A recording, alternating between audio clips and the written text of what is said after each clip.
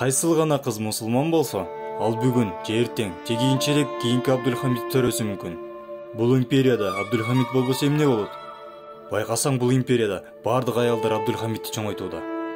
Сен аларды ислам дини менен байланышын үзмөйүнчө, бардыгы кыял бойдон кала берет. Эй силер, жол акысын мага төлөмөйүнчө бул жерден өтө албайсыңар. Жигиттер, өзүңөрдү баскыла, 1 мүнөт. Мынакей, ал, мунун баары сеники. Бирок бир гана сеники.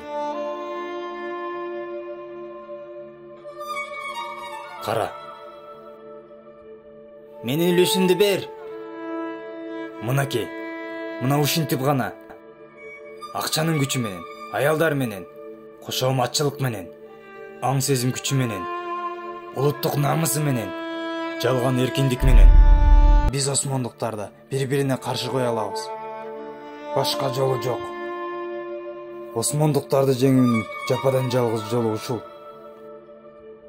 Сен мени түшүндүңбү?